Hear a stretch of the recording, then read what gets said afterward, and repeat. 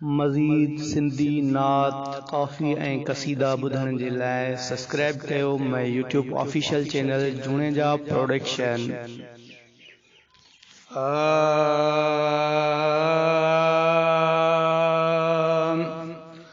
ओ राहिब मदीने है कॾहिं हलियो है कॾहिं हलियो उनखे हुसैनणो ओ विच ते रलियो राहिब मदीने है कॾहिं हलियो उनखे हुसैनणो ओ विच ते रलियो राहिब मदीने।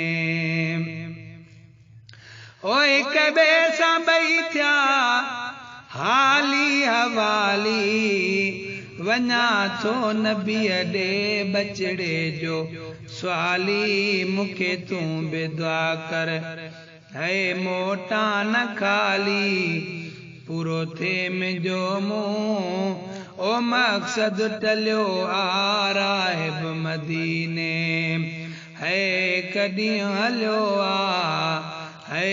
कॾहिं हलियो उनखे हुसैनणो ओ विच ते रलियो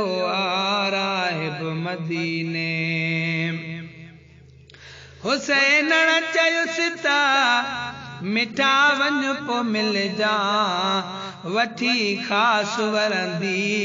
हबीबन खां हल जा कनी ॻाल्हि जा सा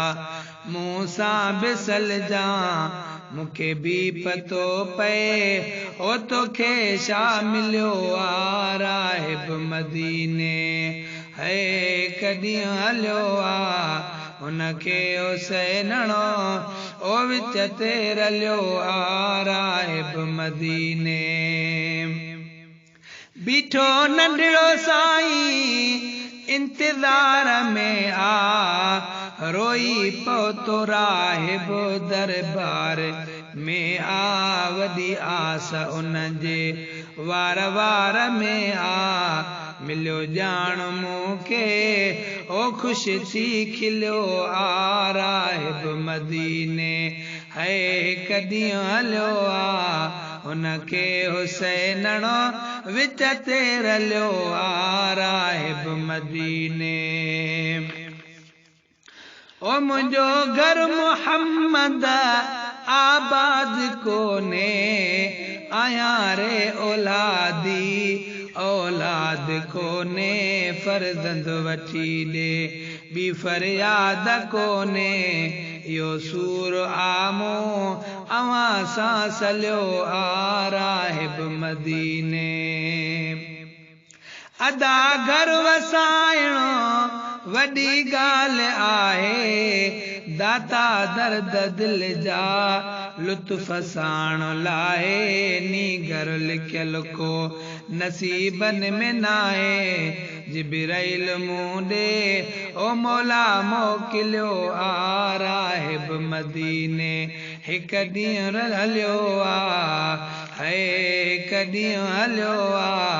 उनखे हुसैनणो ओ विच ते रलियो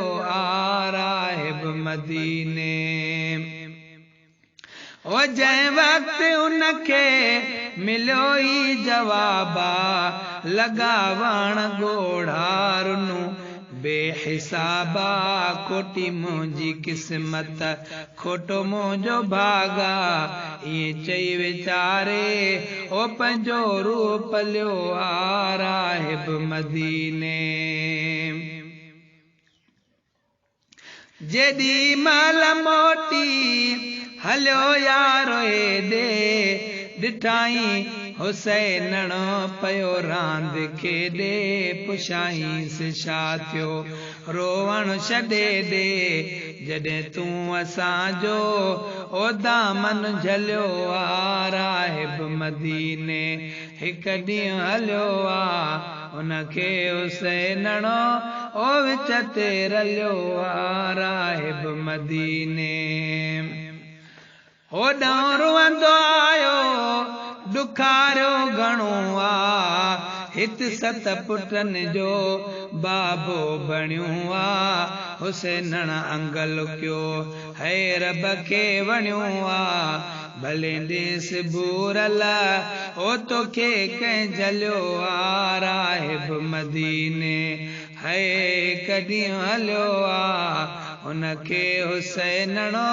विच ते रलियो आ राहिब मदीने ओ कॾहिं त ॿियनि खे बचड़ा वठी दे कॾहिं करबला में अकेलो फिदा थे